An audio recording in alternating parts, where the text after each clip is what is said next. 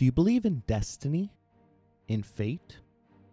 If you said yes, do you also believe that you have control over it, as Shakespeare did when he claimed, "It is not in the stars to hold our destiny, but in ourselves"? Or do you feel as though some higher, unexplainable power has you, in the famous words of Lyndon B. Johnson, standing outside like a jackass caught in a hailstorm? Belief in fate is a universal touchstone of humanity, woven into the fabric of our greatest cultures throughout history. In ancient Greek mythology, the concept of fate was personified by the Fates, three sisters seated within the shadowy recesses of Mount Olympus, weaving life's thread, spinning, measuring, and ultimately cutting it when one's time is up. For them, the Fates represented an inescapable force, shaping destinies with a precision that mortals can only marvel at. But fate isn't solely relegated to the end of our lives. Ancient China, for instance, believed that the red thread of fate, an invisible crimson thread that connects individuals destined to be part of each other's lives. Soulmates, unaware of each other's existence, are unable to escape the string binding them together for eternity, allowing them to find each other across any difference. The notion of "if it's meant to be" is ingrained in all three of the Abrahamic traditions, Judaism, Christianity, and Islam. Their adherents believe in a God who intervenes through divine providence to make sure that his will is completed, even if we mortals cannot comprehend the entirety of the picture. All too often, we are reminded of the impossibility of escaping our predetermined fate. Greek mythology illustrates this through the story of King Sisyphus. Known for his cunning intellect and deceitful ways, the king would weave intricate plots to outsmart both mortals and gods alike. His most audacious act involved outwitting the personification of death itself. Sisyphus succeeded in chaining the very essence of morality, imprisoning death and disrupting the natural order. With death in chains, no mortal could find release from the shackles of life. This greatly upset the god of war, whose battles lost all meaning without life and death stakes. He intervened, freed death, and delivered him to take his revenge on the king. The absence of successful human sacrifices during the period when death was imprisoned had infuriated all of the gods. They viewed Sisyphus' cleverness as hubris, believing he had momentarily defied the will of the fates. In response, the gods devised a unique punishment for our hero. He was condemned to roll a colossal boulder up a steep hill. With each grueling effort, the boulder neared the summit, only to slip from his grasp and tumble back to the base. The king was condemned to repeat this hopeless task for all eternity. Once the master of manipulation, he was now ensnared in a cycle of eternal frustration.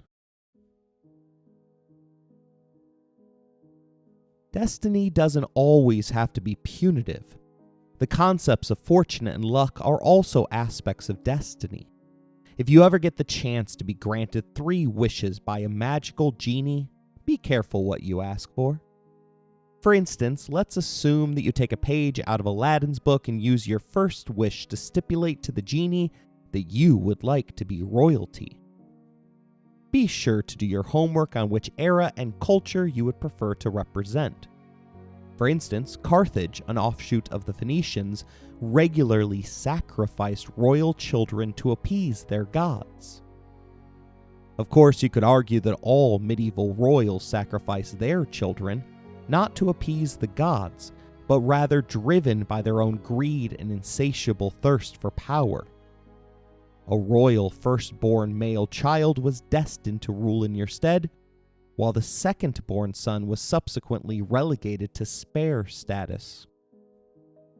Around 1000 AD, it was advised for royal families to secure 3 male children, just in case fate intervened to remove the first 2 from life's chessboard. England's Prince Harry has spoken and written on the subject of what this attitude can do to one's psyche, stating, "There was no judgment about it, but also no ambiguity.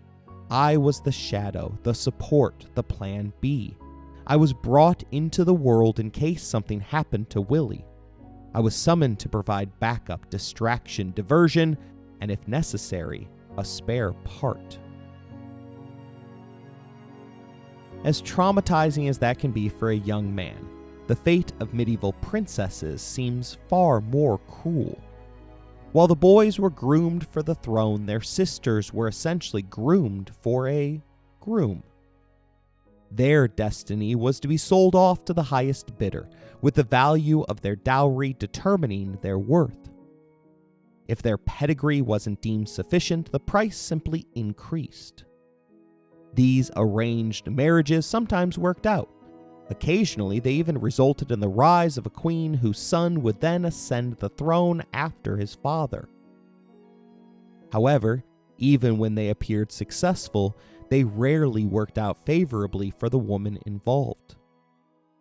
Kings were expected to entertain a number of mistresses, oftentimes conceiving bastard sons, many of whom would be invited into the king's court to serve important roles. An act that had to have served as a slap in the face for their loyal and dutiful wife. In many ways, being a medieval princess was a curse. Success often meant becoming pregnant, but lacking modern medicine, the joyful news that an heir or spare was on the way carried a potential death sentence, as childbirth was a leading cause of mortality for women during this period. Even the moment of elation upon holding your child was filled with trepidation. Was the child the boy your husband demanded of you? Or was it a girl, someone destined to suffer through the same fate that befell you? This series is about Matilda of England. Her story begins as all princess stories begin, but she will seek to resist fate. Her attempt to rewrite the entrenched patriarchal rules related to royal gender forever changed history. Hers was the story that inspired George R.R. Martin and HBO's acclaimed series Dance of Dragons. Even without the dragons, Matilda's story is one to behold.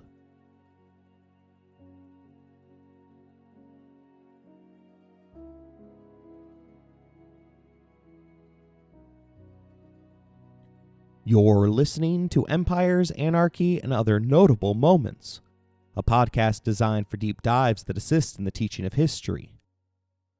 This series focuses on Matilda of England. Episode 1, The Empress of Germany.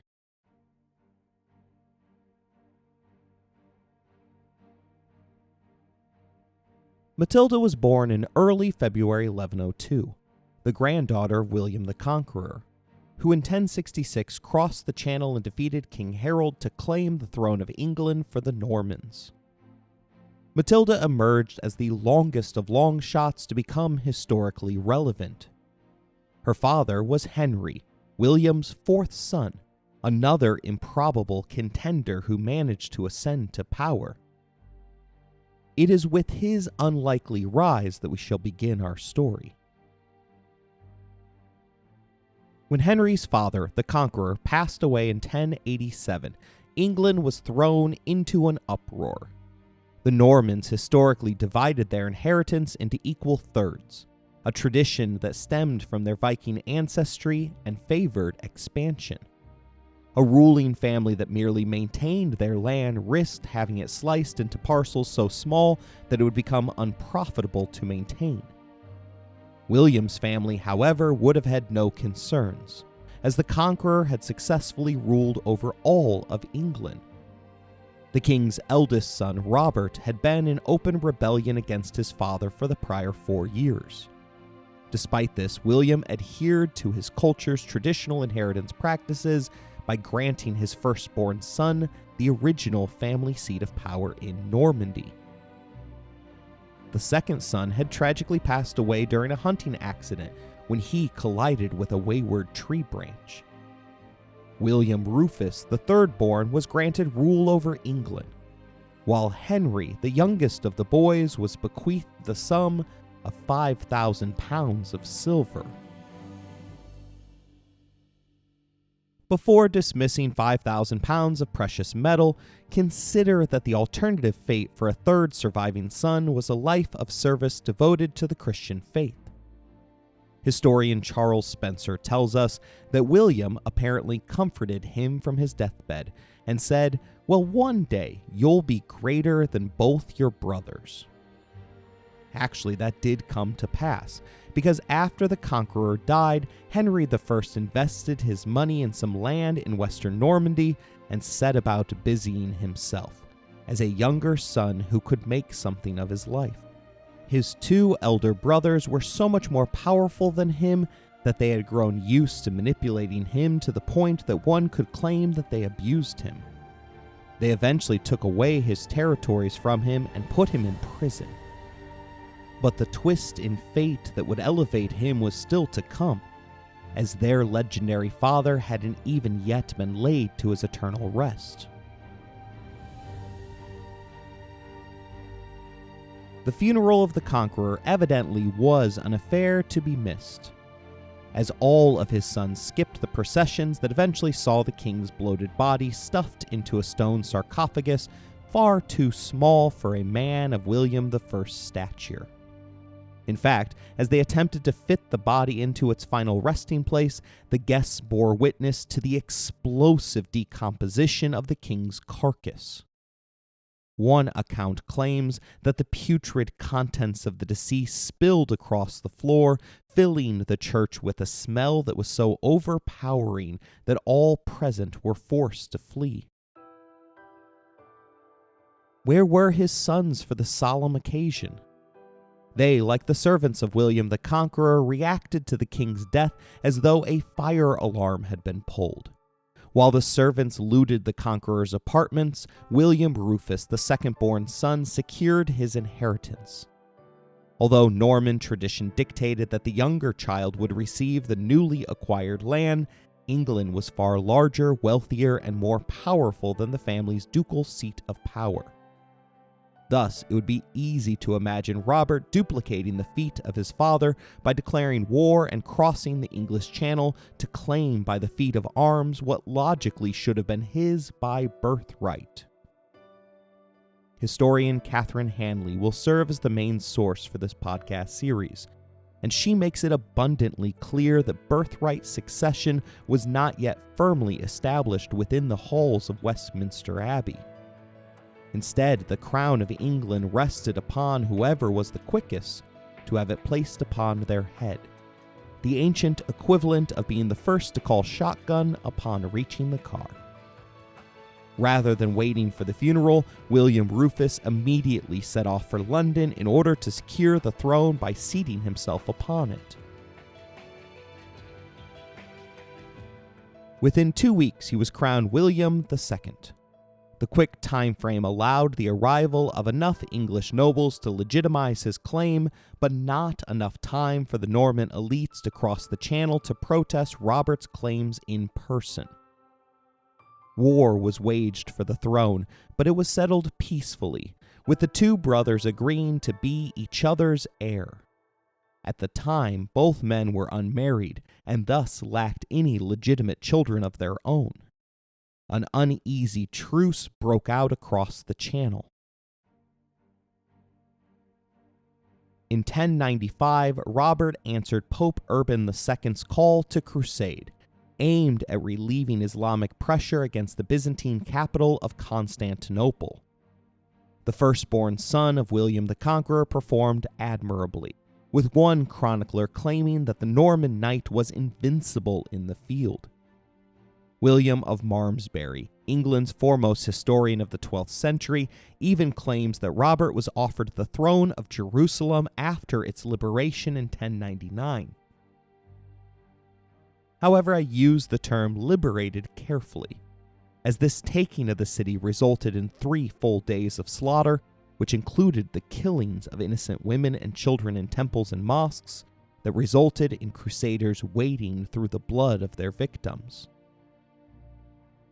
Handley informs us that Robert turned down the throne of Jerusalem not out of awe of dignity, but from the fear of its endless labor. His decision would be viewed critically by contemporary chroniclers, who attributed subsequent misfortunes to his perceived affront to God. For when he began the return journey home, he had enhanced his reputation as a fighter and gotten married, a clear sign of his intention to father a son and heir. Meanwhile, his brother, King William II, had expanded the English kingdom into Wales, Scotland, Maine, and Vexin. However, he remained unmarried and childless. Although Robert had sold his land in Normandy to his brother in order to finance his crusade, he stood in a great position to inherit it back were something to happen to his younger brother. That something occurred in September of 1100, when William Rufus received an arrow to his lung during a hunting accident in the same forest where his brother had previously perished. Officially, the death of the king is listed as an accident, but investigators did form a number of loose conspiratorial connections. Unluckily for the firstborn Robert was the fact that he had yet to return to the British Isles from Jerusalem, and in the interim, their youngest surviving brother Henry, the one who had received 0 land inheritance, had decided to claim the throne of England and Normandy for himself. By the time that Robert reached his homeland, Henry had already secured the royal treasury at Winchester and had himself crowned as the new King of England. Handley tells us that armed conflict did not ensue.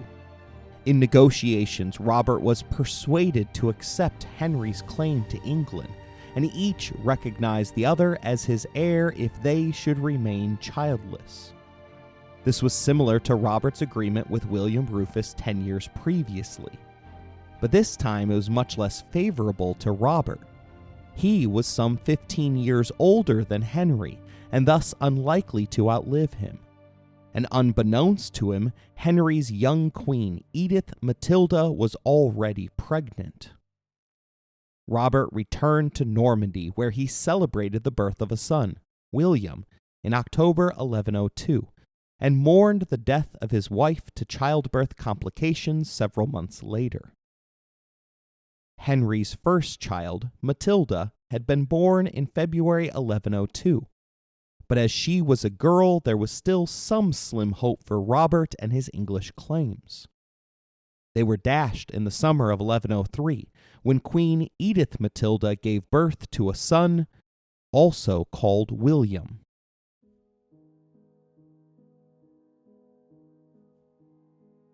At this point, you might be wondering how many Williams could exist within one nation. The answer is plenty, as Matilda's grandson will at one point host a tournament melee for knights all named William. More than 100 attended. The name William means royal blood, and was a favorite for any royal who wanted to publicly proclaim their heir. Conversely, Matilda meant strength in battle, and was also a favored name throughout the Germanic world. Indeed, Matilda's mother, grandmother, aunt, cousin, and granddaughter were all also named Matilda. At one point, she even faced off against England's Queen Matilda, who stood in the way of her own reign over the island nation. Incredibly, she even had one illegitimate daughter, courtesy of her father, who also bore her name. One wonders how anybody can abide by such a confusing naming tradition, but George Foreman, one of the greatest modern-day boxers, manages to make it work. Of his 12 children, his 5 sons are all named George, and one of his daughters is named Georgette.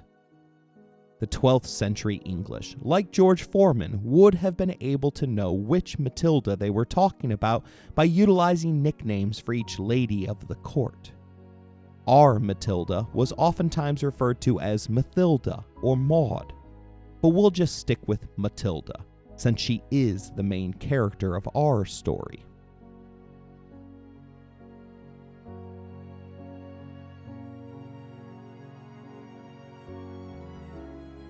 When she was just 4 years old, her uncle Robert decided that he had had enough and pressed his claims against Matilda's father, King Henry. Despite the Duke's experience from the Crusades, the resources under the control of England were far too much, and Robert was captured and locked away for the remaining 28 years of his life. He left behind a 4-year-old son, William Clito, a man who would later become quite important to Matilda's story. King Henry decided to show mercy upon his young nephew. The sparing of what would become a thorn in his side showed that Henry felt secure within his authority to rule the conqueror's kingdom. However, his other actions suggest otherwise. Henry ruthlessly suppressed the opposition in his pursuit of justice. He then proceeded to establish royal courts and implement legal reforms to entrench his rule. Hands were routinely cut off, men were castrated in order to deter others from opposing the will of the king, and eye for an eye justice was enacted, no matter how well connected to the court one was. The chronicler Orderic Vitalis tells of one story where a man's son was blinded. The king allowed the aggrieved father to put out the eyes and cut off the tips of the noses of another lord in retribution. This occurred despite the fact that the mutilated children were the king's own granddaughters. Still, Hanley notes that however incomprehensibly harsh Henry's actions may seem today, they achieved the desired result at the time, which was peace throughout the lands under his control. And Malmesbury suggests that these actions directly restrained the rebellious by the terror of his name. Although Matilda would eventually adopt some of the ruthlessness of her father, she initially resembled her mother in all of the important ways expected of a medieval lady. Her mother, Queen Edith Matilda, was a deeply religious woman and would have imparted her beliefs upon her young daughter. This religious nature stemmed from the fact that the queen had spent her formative years in a convent. In fact, upon selecting her for marriage, Henry had to check with the religious authorities to ensure that she had not already taken any holy vows, which could be used against him if the couple were to produce children. After all, no ruler wanted to be seen as corrupting an ordained member of the faith. Hanley tells us that royal children like Matilda were expected to undertake both academic studies and a practical education. The former applied to both boys and girls, and included not only literacy but also strong religious and moral components. The latter differed according to sex, with boys training in the arts of war, combat, and governance, and girls learning how to administer a household and estates which might be of great size, as well as receiving a basic political grounding. In short, she would need to learn enough to play an active part in supporting her husband. That role would have been mapped out for her upon the birth of her younger brother, a boy named William, who arrived when she was just 2 years old. Having secured a male heir, Henry and Edith Matilda likely ceased engaging in any activities that could have resulted in another sibling for Matilda. Henry was said to have been repulsed by the religious devotion that his queen displayed, particularly her willingness to wash the feet of the downtrodden and lecherous. However, he didn't restrain his own desires, going on to father at least 20 known illegitimate children. For the queen, the king's decision to abstain from molesting her at night probably came as a relief. Having grown up within a convent, she didn't exhibit a wild, rebellious streak. Additionally, the lack of modern medicine meant that childbirth was both exceptionally painful and often deadly for the mother. So stopping at 2 children would likely have been seen as a relief for Matilda's mother. However, it's hard to discount the possibility that her relief also stemmed from the fact that her husband's favorite dish to consume was a plateful of eels, an image that one can't easily shake when you are moving in for a kiss. Despite the problems between the conqueror's sons, King Henry kept the family close within his court. Thus, Matilda grew up in close contact with her bastard half-brothers, as well as her cousin Stephen of Blois. For a royal daughter, however, such relationships were always temporary, as she would have been raised to understand that her contributions to the family would come from a marriage agreement. Let me use an analogy from international soccer, or football as the rest of the world refers to it. This can help us understand the dynamic. Football provides a master's course in capitalism, as teams purchase and sell players with their consent, unlike American sports, in order to balance the books or improve their chances across competitions. But not all sales are equal. Homegrown players, individuals who come up through a team's academy, count as pure profit when it comes time to balance the financial fair play books. Purchasing a player from somewhere else forces you to pay down the initial fee over a period of years. But because homegrown players cost nothing initially, the entire sales price is immediately applied to the books. Bringing in a husband for Matilda would represent a purchase from another league, and it could potentially result in another family rising to power and displacing your own. However, selling your daughters to foreign leagues granted you the chance of having a grandson rise to power in that league. The football equivalent of a sell-on clause is the hope that the marriage alliance will evolve into a true alliance in the future. Matilda's suitors happened to come from the Bundesliga in Germany. In the spring of 1109, King Henry I of England was approached by Emperor Henry V of the Holy Roman Empire, based in Germany. The empire's borders were always in flux, and at this point in history it encompassed Germany, the Netherlands, Luxembourg, Switzerland, Austria, the Czech Republic, as well as parts of Italy, Belgium, France, Poland, and Slovenia. While Emperor Henry would expect his wife to provide him with heirs, preferably male, he was primarily after England's wealth. Although he proclaimed himself as an emperor, he was in reality merely the king of Germany due to a snafu that had begun with his father's substantial conflict with the Catholic Church, known as the investiture controversy.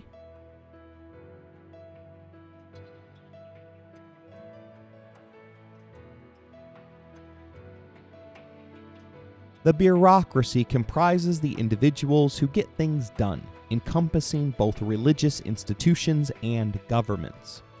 Among the most powerful figures in the church's bureaucracy were the bishops, who found themselves constantly embroiled in European kingdoms' never-ending tug-of-war with Vatican's centralized rule. Securing the loyalty of the bishops was deemed essential for kings to effectively govern their kingdoms without constantly looking over their shoulders. In the 1070s, Henry IV of the Holy Roman Empire clashed with Pope Gregory VII over the right to appoint bishops, asserting his authority to choose bishops rather than being compelled to accept candidates designated by the Vatican. This stance was entwined with the still evolving doctrine of the divine right of kings, which posited that monarchs were appointed by God to govern their realms. If this were true, then kings were placed on the same level as the Pope, who positioned himself as God's chosen representative on earth. Likewise, having a loyal bishop embedded within the king's court would afford the Vatican's eyes and ears in the room where the decisions were made. Therefore, Pope Gregory refused his emperor's request. However, the conflict escalated, and after Henry IV called upon the Pope to abdicate, Gregory responded by excommunicating the emperor. Excommunication is the ultimate weapon wielded by the Catholic Church. Christian teaching claims to confer power over God to the Vatican via the teachings of Matthew, which asserts that whatever the Church holds true on earth, God is obligated to hold true in heaven. Thus, by excommunicating someone from the Church on earth, they are also effectively expelled from heaven, condemned to spend eternity in either nothingness or hell. For a devout believer, this was an extremely serious consequence. The repercussions weren't just spiritual, they extended to one's earthly realm as well. A number of German lords refused to serve beneath an excommunicated ruler and rose in rebellion. Even Henry IV's own son turned against him. After Henry V, Matilda's future husband, was crowned King of Germany, he publicly sided with the Pope in the argument to consolidate his own power base. Within a year, Henry IV passed away, having been betrayed by his faith, his people, and his own son. One of the ironies of existence is how perspectives can change drastically depending upon one's stage in life. We often rebel against our parents when we are young, taking risks that we shouldn't. In the moment, we feel fully confident and assured of ourselves and our decision-making ability. However, once we become parents ourselves, we tend to clamp down on behaviors that helped shape who we became. As the King of Germany, Henry V accepted Vatican-appointed bishops. However, upon his elevation to the position of emperor, Henry V began to realize that his father may have had a point. By 1110, he had initiated a conflict with Gregory's successor, Pope Paschal II, over whether he had the authority to appoint his own bishops. This dispute prevented Henry from being crowned emperor, as only the Pope had the authority to perform the ceremony. Believing that he could personally convince the Pope if he could but have an audience, Henry began to look for the funds necessary to make the trek to the Vatican in Rome. Exemplifying Teddy Roosevelt, who spoke softly but carried a big stick, Henry planned to travel to the peace conference with a huge army at his back. The best way for a king to generate cash quickly was in finding a royal bride who would come with a rich dowry. Hanley tells us that the proposed match was attractive to Henry I of England. He had been on the throne for 9 years, but his status could still be classed as questionable. He was only the second generation of the new Norman dynasty, and his older brother, Robert Curthose, was still living, and had a son of his own, William Clito. Thanks to careful financial management, Henry was well off, and he was also entitled to levy a relief, a kind of one-off tax from his nobles in order to provide a dowry for his eldest daughter. Uniting his house to that of the emperor would be expensive, but it would mean gaining both a connection to a prestigious and well-established dynasty and an ally against the French king, Louis VI, whose lands lay between their own and who was regarded by both Henrys with suspicion.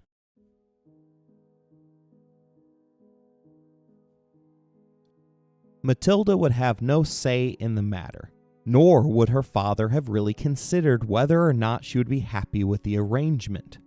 Her sole existence was to bring benefit to her family, and a marriage with the German king maximized this. We know that her father didn't think too much about her well-being, considering the fact that there was a 15-year age gap between her and her fiancé. And this isn't one of those situations where the age difference is negligible. At the time negotiations opened up, Henry V was 23 years old, while Matilda was just contemplating turning 8 years old. She came with 10,000 marks, the equivalent of a daily wage of 200,000 mercenaries. The money and signatures would have been exchanged without the couple ever meeting. In fact, it was common for royals to be first married by proxies, 2 stand-ins who would go through the ceremonial functions to make the agreement official. Only then would one travel to meet their happily ever after. Hanley notes that, however many times she had been told about the plans for her future, however accustomed to the idea she might have become, it must still have been a very difficult moment for a little girl, saying farewell, perhaps forever, to her father, 6-year-old brother, and particularly the mother who had cared for and educated her. Despite her exalted rank, Matilda was powerless. Her future life and happiness would depend entirely on the man she had not met and had not chosen, and from whom there would be no escape if things went wrong. She would be in an unfamiliar place surrounded by strangers speaking a foreign language. Emperor Henry's decision not to consummate the marriage with his child bride is commendable, albeit he still appears somewhat villainous when viewed through the lens of modern morality. According to the church, one had to be 12 in order to actually get married and think about producing a child of their own. To the Germans' credit, Matilda was treated as a royal bride when she arrived at court. Seeking to immerse herself within her new culture, Henry insisted that her own maids were dismissed and replaced with native German speakers. For Matilda, it was baptism by fire, as she was thrown into the deep end without a life vest. Nonetheless, she proved to be a good swimmer, despite the fact that her head was too small for her crown to rest upon.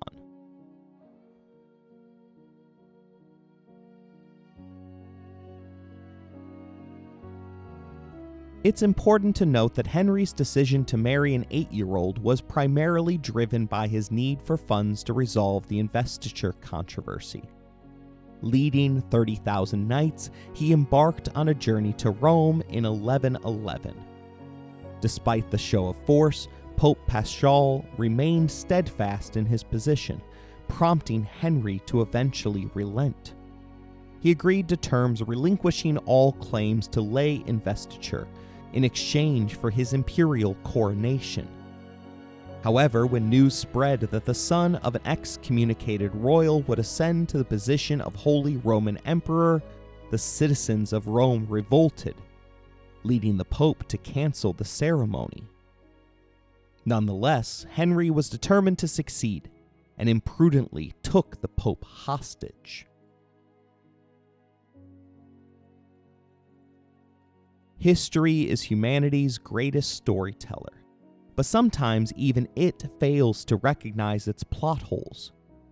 Henry's actions bear resemblance to the convoluted schemes portrayed in Star Wars: The Phantom Menace, where characters resort to extreme measures to achieve their goals.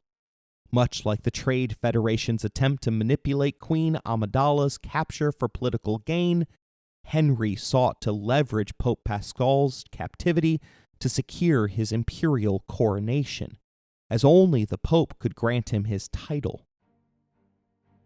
Holding the pontiff captive for 61 days, Henry extracted concessions, including the right of investiture and immunity from excommunication.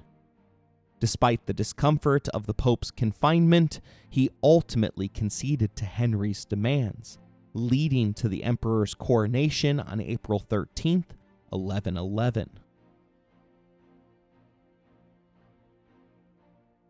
The Catholic Church is often characterized both positively and negatively by its doctrine of forgiveness, which has sometimes led to controversies and mishandling of serious offenses. In the 1980s, numerous Catholic priests were involved in scandalous and, in many cases, illegal affairs with young men in America. Instead of facing legal consequences, the Church chose to conceal these activities and relocate the offending priests to different parishes, hoping to prevent further misconduct. However, recent developments under Pope Francis signal a shift in approach. In 2023, a powerful cardinal was sentenced to 5 years in prison for fraud, reflecting a growing accountability within the church hierarchy. Henry likely appealed to the Pope's sense of forgiveness, banking on the notion that God's representative would heed the call to forgive and forget.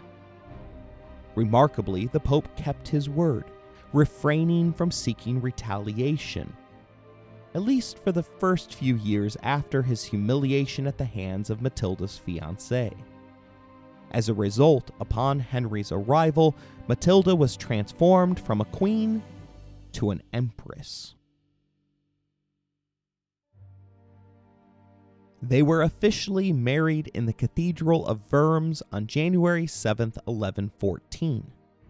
At just 12 years old, Matilda found herself wedded to a man nearing 30, who was feeling the pressure to conceive a male heir to succeed him. Despite her tender age, Matilda had been integrating herself into the court. She had become proficient in German, familiarized herself with the political landscape of her new domain, and assumed responsibility for managing her own household and its servants. By all accounts, the couple shared a pleasant relationship, with at least one chronicler claiming that the emperor loved his noble wife deeply. Matilda had also won the affection of her subjects, who affectionately dubbed her Die Gute Mathilde, or the Good Matilda.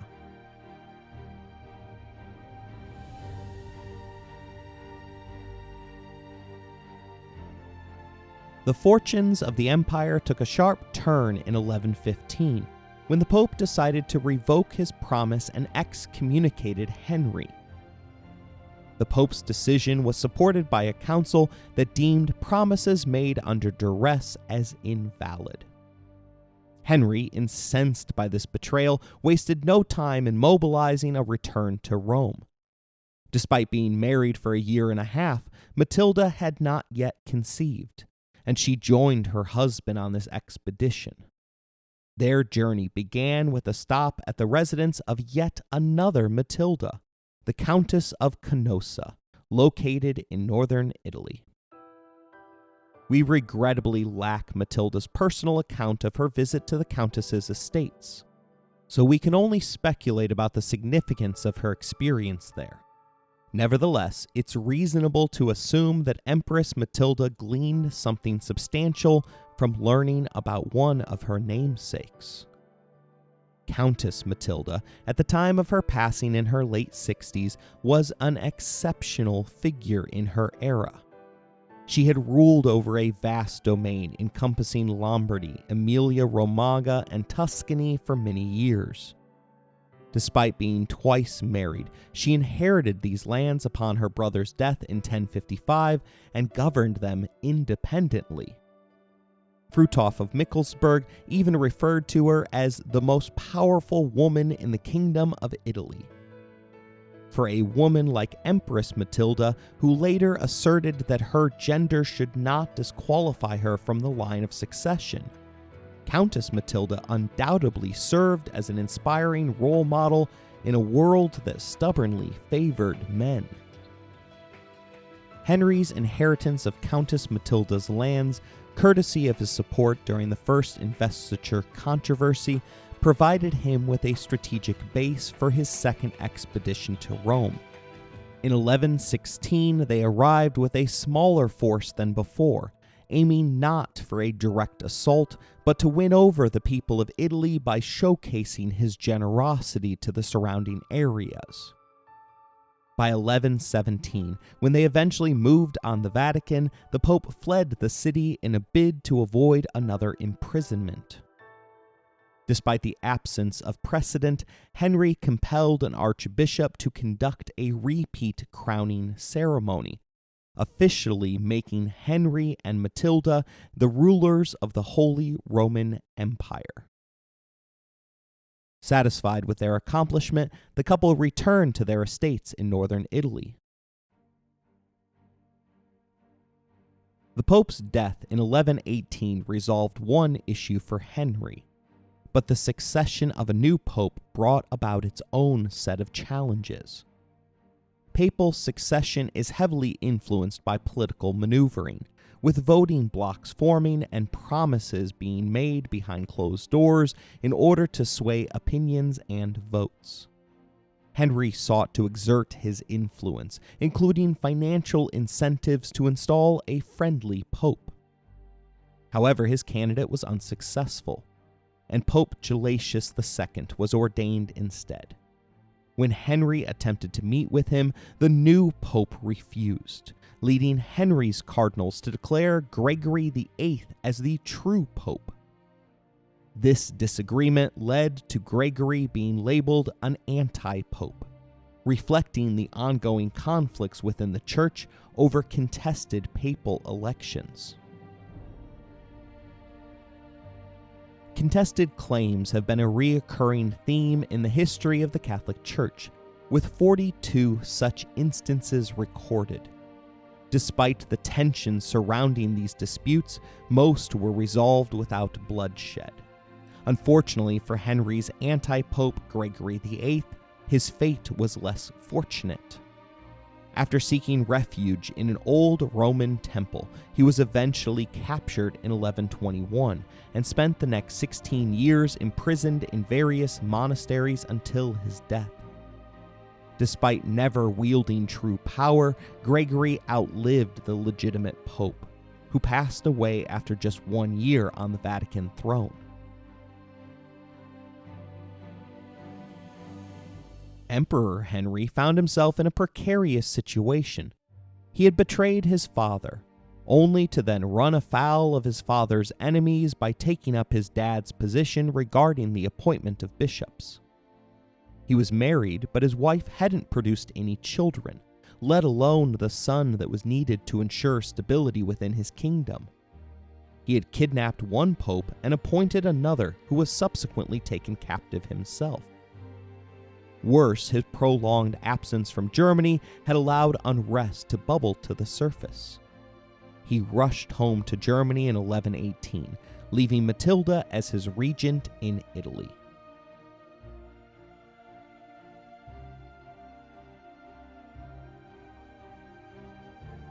Hanley underscores the significance of this moment in Matilda's life for us, noting that at 16 years old she had observed power dynamics throughout her upbringing, first as a child at her father's court, then more closely as the young Queen of Germany, and finally intimately as she accompanied her husband on his journeys. Now she had the opportunity to apply her knowledge and experience. While surviving documents regarding her actions during her regency are scarce, there is no evidence to suggest that her rule was tumultuous. Recalled to her husband's side in the fall of 1119, Matilda traveled exclusively with him for the next year, likely in an effort to conceive. However, at 17, some members of the court grew impatient with her, especially considering her husband had already fathered at least one illegitimate child while waiting for her to reach the acceptable age for marriage. Despite her reproductive difficulties, there is surprisingly little blame attached to Matilda in the imperial chronicles. Hanley suggests this may be due to her popularity in Germany, as chroniclers may have been reluctant to criticize her too harshly. Additionally, there was a prevailing belief that the couple's failure to produce a child was a divine punishment for Henry's rebellion against his father. Seeking to change his luck with the heavens, Henry relented to the Vatican in 1122. By signing the Concordiant of Worms, the emperor finally renounced his right to invest bishops. The deal was a compromise, allowing for the free election of bishops via a vote of members of the church's bureaucracy. The emperor would then invest the dutifully elected bishops with a neutral scepter as a sign of the temporal aspects of their appointment. With that behind him, Henry began to consolidate his rule at home by expanding it along the North Sea coast. Hoping to create a trade corridor that would connect his kingdom to that of his in-laws England, he marched on the Low Countries in 1124, but hesitated as the French rallied behind King Louis VI. His hesitation cost him his last chance at making a grander name for himself, as he suffered from what at the time was known as a disease that he had long concealed, what we now believe to have been cancer.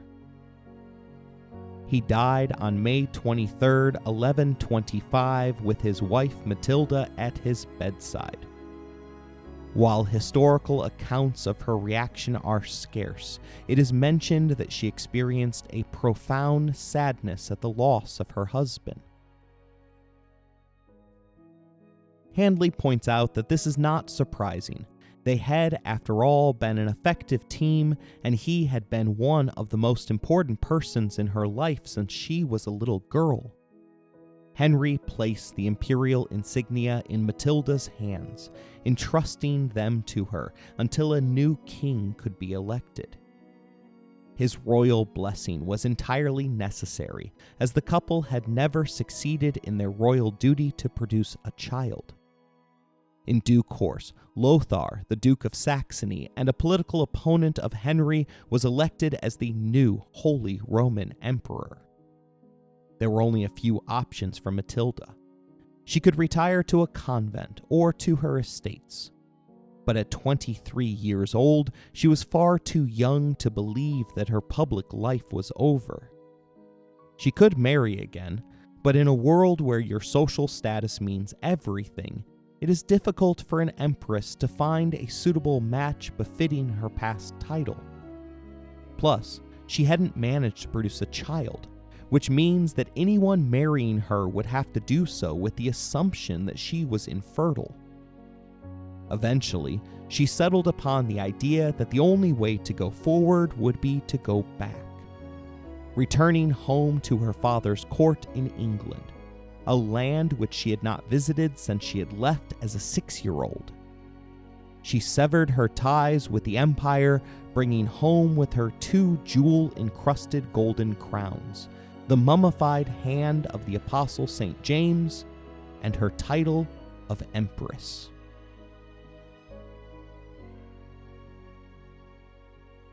I hope you enjoyed today's episode. If you want to interact with the show, you can email us at resourcesbylowry@gmail.com or interact with us on the platform formerly known as Twitter. If you are willing to financially support the show, please look in the description for more information. As always, thank you for listening, rating the show, and spreading the word.